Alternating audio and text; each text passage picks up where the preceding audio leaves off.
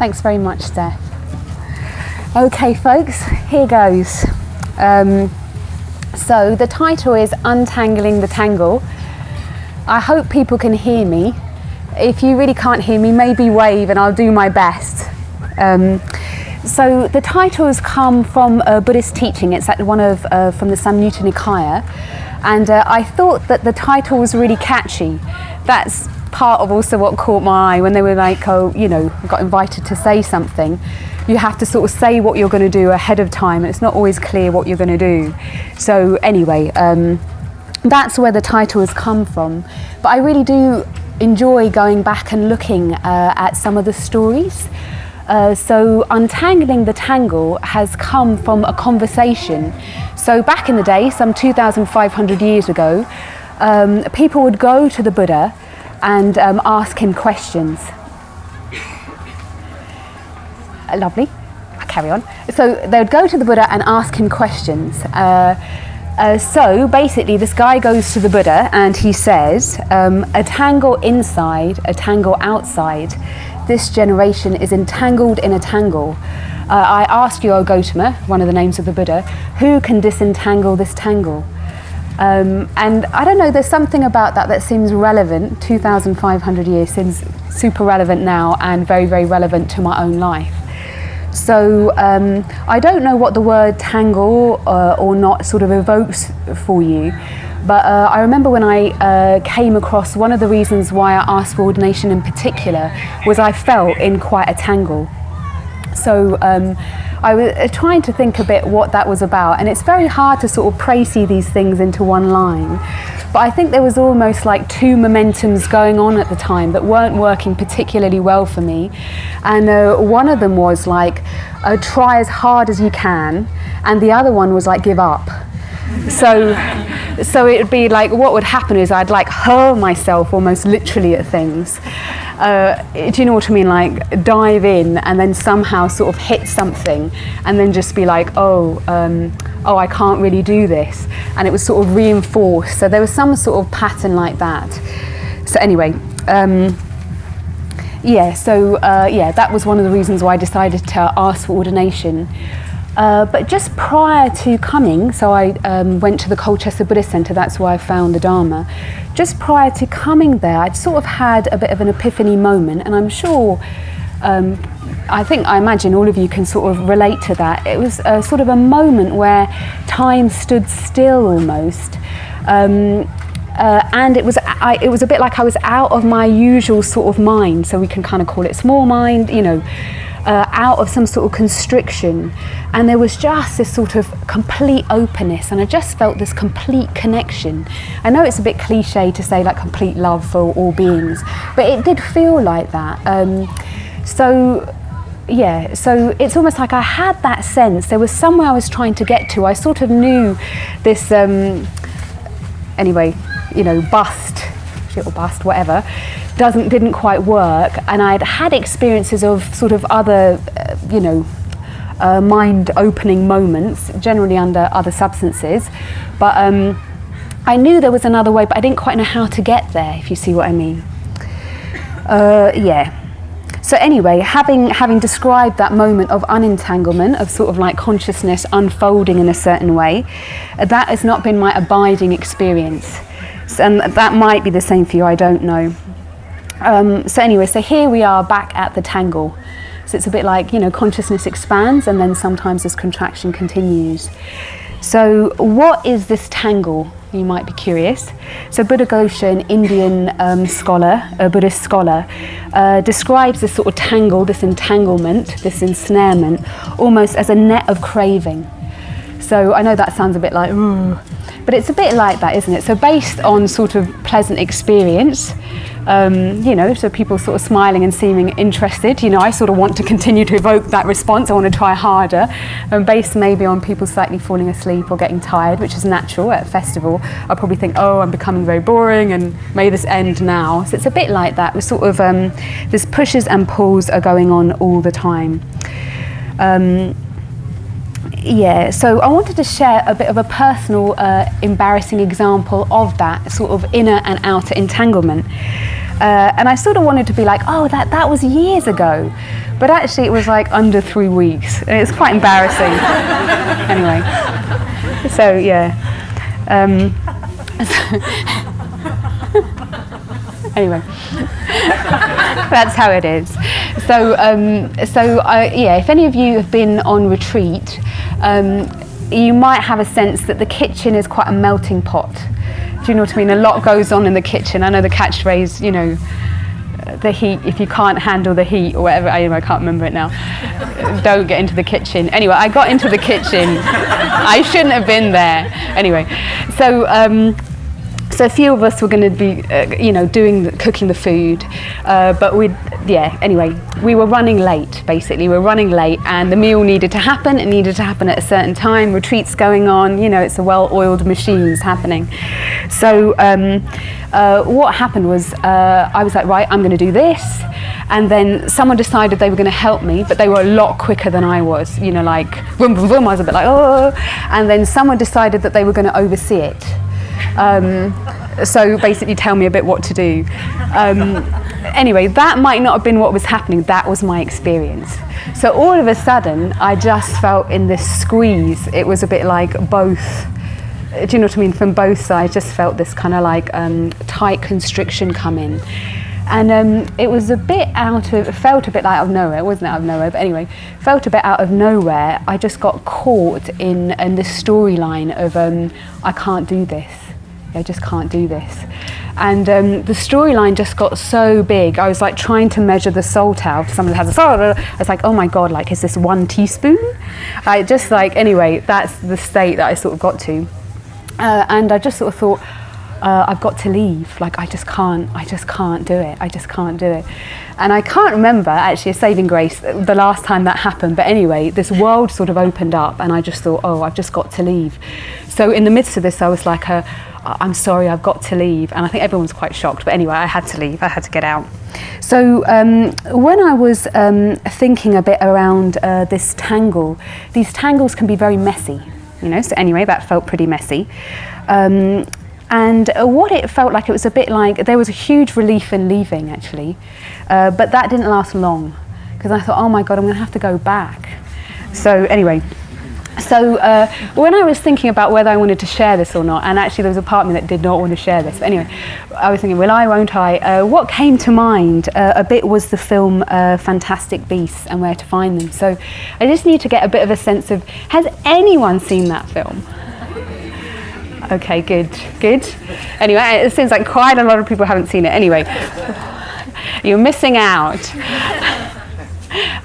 So basically, anyway, the film came to mind, but I just give a little thing. So the film is set, I'm going to do this really badly now, somewhere in America, I think New York, 1920s maybe, looking at Bayonara, yep, lovely. And basically this guy has got a suitcase full of these fantastic beasts, yeah? So, and they escape, and some of the film is recapturing these beasts.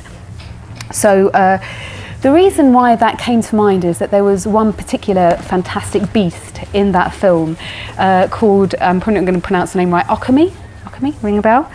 Anyway, people are nodding. And it's a bit of a cross between a serpent and a bird. So if you let your imagination go, it's this like creature. And what's really interesting about it is that the creature takes the size of the habitat that it's in. So like if it's in a tiny space, it's tiny. If it's in a big space, it's big. So in this film, this huge creature was in attic somewhere. I'm ad-libbing, I don't know. I should have watched it again, but anyway. And the roof was starting to cave, the building was starting to cave in. So when I was reflecting a bit on this tangle that I got in, which I'll say a bit more about, it felt about in that moment, it was a bit like this inner child of like 3 or 5 sort of came in, and it just filled the whole picture. So, and I thought that was a really good example of that. And then in the film, there's a scene where, in order to capture it, they throw this something to eat into this little teapot, and then it's almost like, you know, another world comes into being, something else is restored. So what really struck me a bit about that film that probably hardly anyone has seen was that these characters are sort of like embodiments of almost this push and pull, these very, very basic desires. They sort of take a form, And you can see in the film the chaos that ensues as a result of it, really. And when I was thinking about these different tangles and how almost worlds come into being, which hopefully I'll make a bit clearer.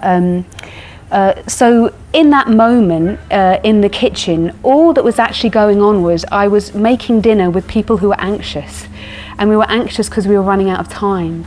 That's all in a way what was really going on. But what happened was out from this sort of like increased alienation inward, outward became so other people felt very, very solid and very, very other. Do you see what I mean? They didn't feel like there was a way of dialogue. So all of a sudden the world became a bit unsafe in that moment. Sangharakshita, the founder of Triratna community, Buddhist community, says we're a bundle of conflicting desires, even conflicting selves, loosely tied together with a name and address. And it felt a little bit like that, you know. So hopefully I've given it a bit of a flavour of this entanglement that we can get into, and hopefully it might involve, you might have something going on for yourself now, something that the mind keeps circling round to. What I also noticed in this film, No One's Seen, is that the hero was in a real relationship to these beasts, actually really, really cared about them, and some of them weren't very good looking. Do you know what I mean? Yet there just seemed to be a natural way of relating with care. So I think Dhanaraja in his talk yesterday was sort of talking about this turning towards. So it's a bit like the process of disentangling means turning towards and intimately sort of getting to know these different parts, these different beasts in a way, if you like that analogy, or different selves that sort of emerge in the moment. And this turning towards, just makes a really big difference. So I was thinking what has sort of really helped me in this turning towards process has been the Metta Bhavana practice. So I don't know how many people here don't know what the Metta Bhavana practice is. If you want to just fearlessly put your hands up. Okay, so that's really helpful.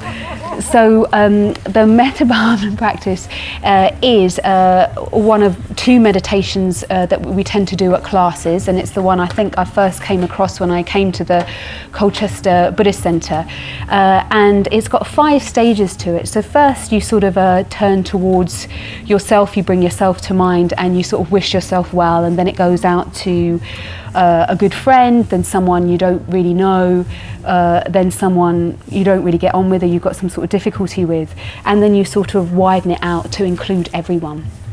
And what I found really, really helpful about that metta practice is that over time, in a way, it just helped me to bear with more unpleasant emotions. So it's a bit like when I would sit to meditate, actually different sides would come up, would emerge. So this whole chuck everything at it, chuck yourself at it, would come from a huge sort of sense of lack. So in order to be a bit more appropriate or to be more okay with others, I just need to just give it as much as I could. And then the whole bust, right, that's it, I'm out, which is a bit what happened in the kitchen, I'm out of here. They're quite hard sort of momentums to sit with, but there's something about the metta practice that over time made that easier. It was a bit like actually I could still sort of learn to turn towards, but without being so caught up in it needing to be a pleasant experience. It's a bit like I got to learn that actually it was still okay even if it wasn't a particularly positive or pleasant experience. So because the habitual response is a bit like unpleasant experience, push away, pleasant experience, want more of. But actually if we want to integrate and make progress, it's a bit like we've got to take all of those sides a bit with us. So so I think in a way I'd sort of say that metta practice really changed my life.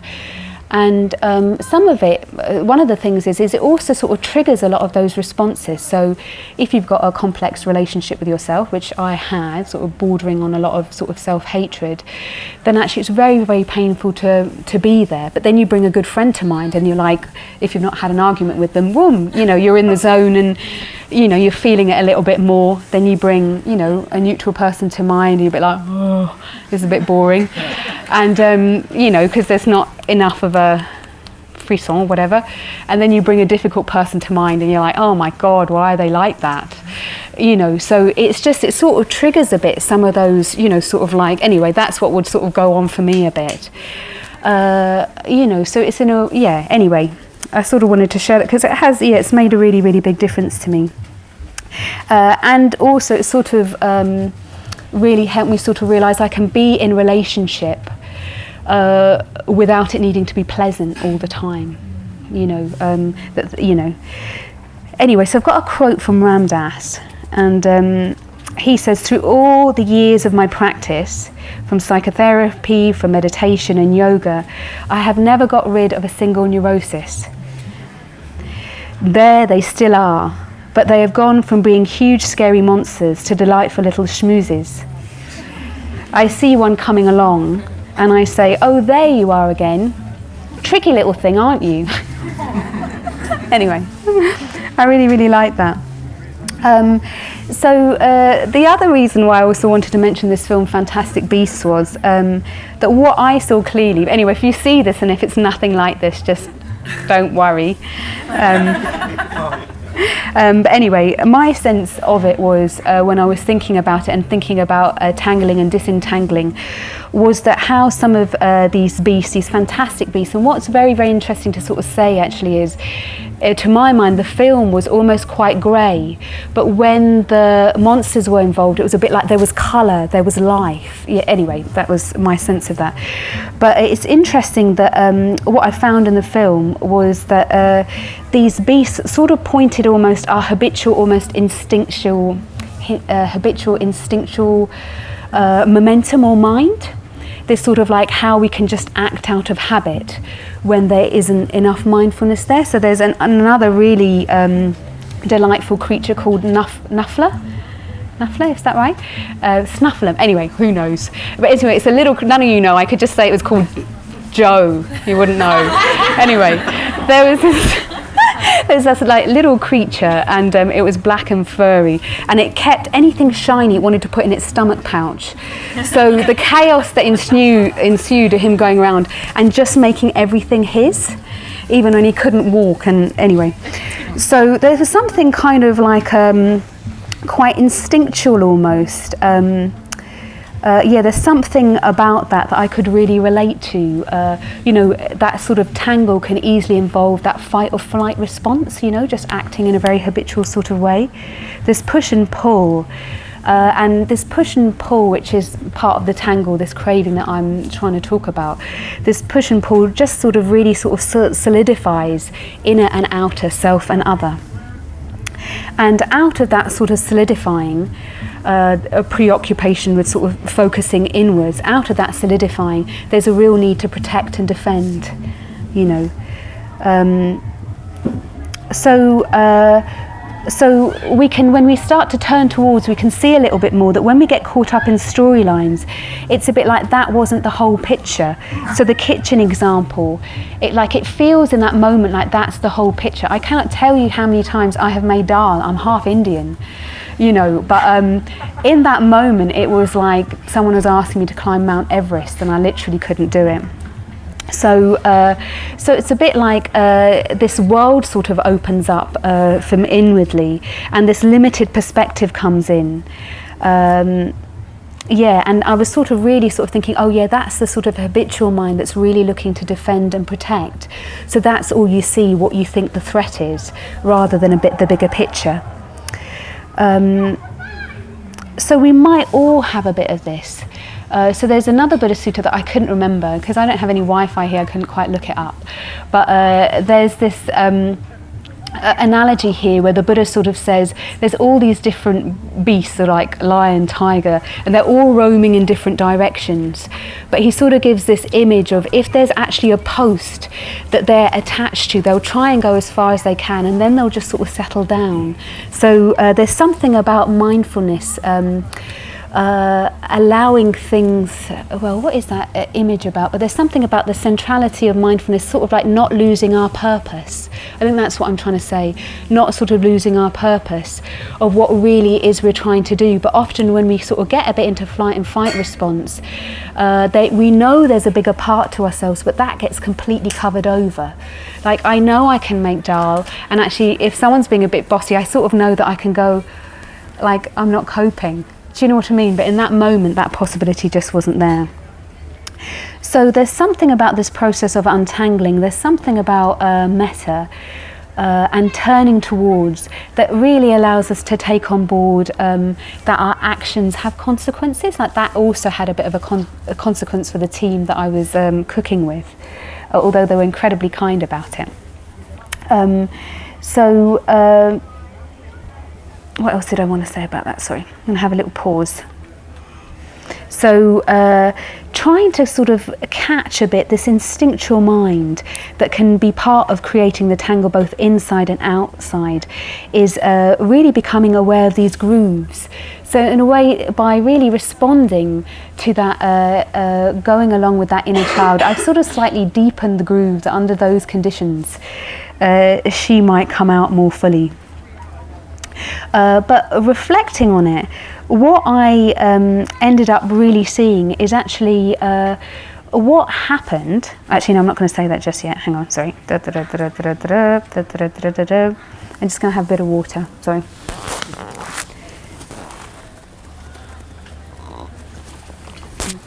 Lovely. Okay. So where are we? Blimey, I've lost my plot. So we're talking about metta, pushing and pulling, bringing mindfulness in to the tangle. So so we're sort of trying to break the knot a little bit of based on how we feel, how things unfold. So so coming back to the kitchen example, I think it will become clear why that was really important to me. So, and why I'm going on and on about it, but there's a gap really. So in Buddhist practice, so what we're trying to do is gather up the different parts of ourselves. So that's often known as a stage of integration. Through knowing a bit more these different parts of ourselves, we can sort of turn towards them with a bit of love and compassion. And there's something about that process of sort of realizing that suffering isn't just to do with us. That is part of what happens when our consciousness, when we go into small mind, when our consciousness contracts in a certain sort of way. But there is also a way out of that. So there are other yearnings that we have as well. So I'm going to give a little quote from Nick Cave. So Nick Cave talks about the secret life of a love song. So there's so much more to our experience than what goes on. So he says, we all experience within us an inexplicable longing, an unnamed and enigmatic yearning of the soul. And it is this feeling that lives in the realm of imagination and inspiration, and is the breeding ground for the love song. This longing is the desire to be transported from darkness to light, to be touched by the hand, which is not of this world. The love song is never simply happy. It must embrace the potential for pain. These songs that speak of love without having within their lines an ache or a sigh are not love songs at all, but rather hate songs disguised as love songs, and are not to be trusted. The love songs must resonate within the whispers of sorrow and the echoes of grief. The writer who refuses to explore the darker reaches of the heart will not be able to experience the wonder, the joy, the magic of love. So within the fabric of a love song, within its melody, its lyrics, one must sense an acknowledgement of its capacity for suffering. So one way of working with the tangle is getting to know ourselves, connecting a bit more deeply, and allowing those different parts in. And another way of working with it in the moment, which is not what I managed in the kitchen scenario, was also seeing that there is a gap between feeling and craving. There is a gap between sort of experiencing unpleasantness, because I'm talking about the tangle, so that's why it's focused a bit more on that. There is a gap between experiencing that and then sort of this pushing or pulling away motion. And that's a bit what we talk of the gap. So what is this gap? So there is an opportunity in a way to touch something a bit bigger than this almost instinctual mind. So when mindfulness is there, there's an opportunity in a way for something else to unfold, and even sort of after the event, we can try and look at that a little bit. So I wanted to share a different example, which was of another moment of feeling quite deeply entangled, and a loved one was really poorly at the time, and I was trying to give them a hand, but at the same time I was sort of experiencing quite a lot of pain, and a lot of the pain in a way was as a result of not wanting them to suffer and not being able to accept what was going on at the same time. I hope someone's all right and not exploded.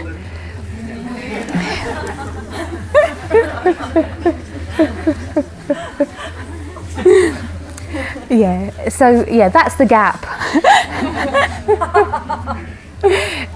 So just to share this example, so what was going on was someone was having a really hard time, and there was something that I just couldn't accept about it. I just had this strong sense of actually things should not be like this. It shouldn't be like this. And what I sort of realised as I was experiencing that, so that took a little bit of time of just thinking, I don't want things to be like this. Something happened in that moment of turning towards. So I don't know whether it was to do with doing the metta practice and just sort of developing a bit more of a capacity to sort of hold it. But what happened in that moment was I just sort of realised it wasn't personal. So often some of the entanglement that happens between self and other is it can feel very personal in that moment. Sometimes we rail against the world like it shouldn't be like that, as if there is something very personal going on. And in that moment, I guess consciousness opens in a completely different way. And it's not that there's nothing, there was just this deep sense of love and connection. So it's a bit like when we're able to turn towards dukkha without feeling that push and pull, that craving that goes on, I guess without reacting, that is the basis of compassion. So I guess the freedom that we're trying to move towards is what lies beyond self-clinging. So in a way, what lies beyond self-clinging, what lies beyond the narrow focus of this instinctual self of just needing to protect ourselves. So the Buddha pointed towards a deeper freedom. He sort of says, actually, if we're able to turn towards these tangles, if we're able to really look at them, if we turn towards them, we can come out into the freedom. It's called the vimukti of the unbiased.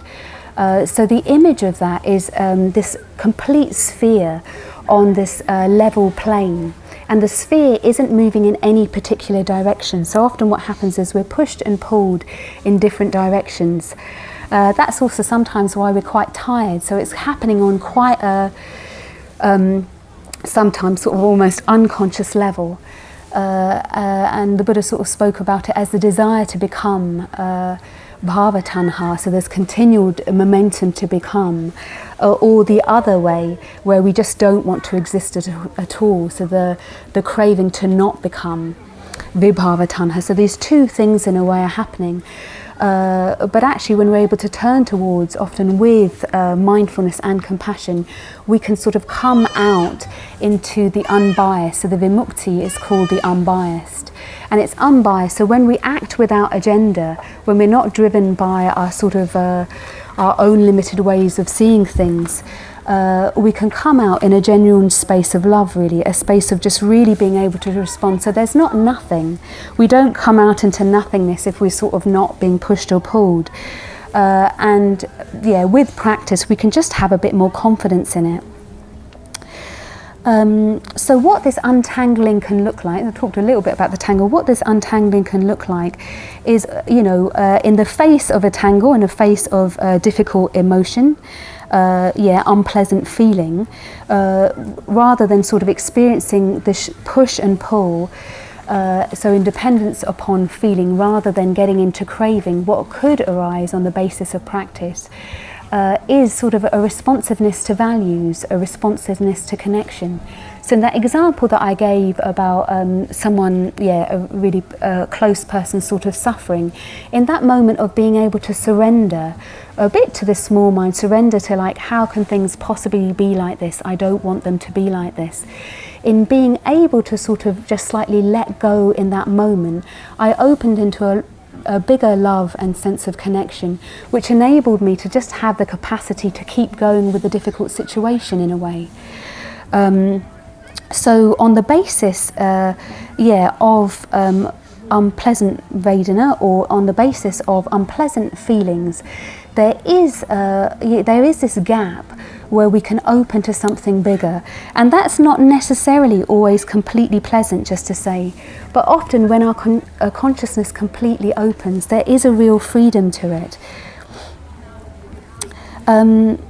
So what else I wanted to say is that, we're not trying to eliminate parts of ourselves. I think that's a really important thing to say. But part of me being trying to become more untangled has been part of trying to just disarm and protect myself a little bit less from others. So the reason why I ended up really wanting to talk about this kitchen entanglement was because the Buddha's experience of awakening, what he saw that everything was change. He saw that everything was process. And he saw that things arised and passed away, but he also saw that that wasn't based on nothing, that wasn't based on chance. Whatever arises in dependence on conditions, and whatever ceases because those conditions cease. So a bit what the kitchen example was, I'm going to use someone else's words and see if I can sort of help explain it as a complete untangling. So there's a quote from Andrew Olensky, who's a Buddhist scholar, and he says, what becomes clear when we really bring mindfulness to bear is that this grasping, this reaching out, is not something done by the self, but rather self is something created by grasping. The self is constructed each moment for the simple purpose of providing the one who likes or doesn't like, holds onto or pushes away what is unfolding in experience. So this grasping is a source of selfing. It comes out of the sequence of feeling, craving and grasping. This is at the heart of what keeps us going round. So that is exactly what happened in the kitchen, although I couldn't be in the gap to sort of catch it. So what happened on the basis of unpleasant sensations, feeling a bit constricted, the storyline from the past went on, and in a way I just got completely, the storyline became the complete picture. So the grasping was just getting dominated by the storyline. So the sequence of feeling and pushing away that experience. Sorry, I'm not doing this very well. My confidence has gone a little bit. So on the basis of feeling unpleasant Vedana, this craving arose, which was sort of pushing away the experience, and through wanting to push away the experience, they was getting caught in the storyline. So what happened was it mirrored a familiar experience from earlier on in my life. That's sort of what got hooked onto that experience in the present moment. So the grasping took place of really sort of buying into this 2-year-old. And afterwards, when I was sort of just reflecting on the experience, I thought, oh wow, this 2-year-old was just born out of the experience of the kitchen. That 2-year-old didn't have an inherent existence of its own. But when I acted from it, it was as if that was the whole picture. So I guess what I've been trying to say, and I'm going to be finishing, what I've been trying to say is that, that Tangle is born out of just really getting sort of slightly caught up in this more instinctual mind of protecting, protecting and pushing away.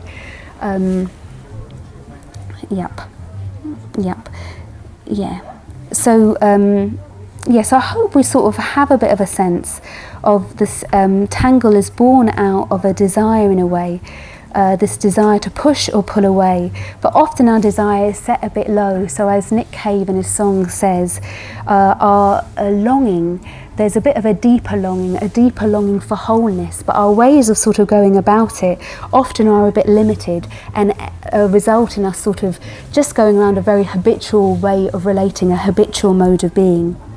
So through looking a bit more closely, turning towards what's going on and bringing mindfulness to bear, we can start to open up this gap to see that things are a bit more fluid than we imagine them to be.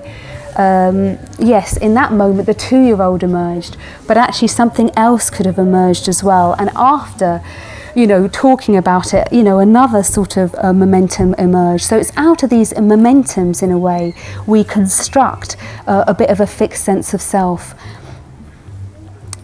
Yep. So I'm just going to let Bante have the last word, if I can find it.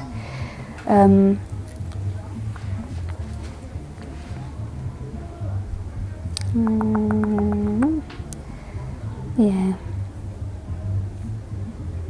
So basically, cutting the tangle sort of points to what lies beyond the ego project.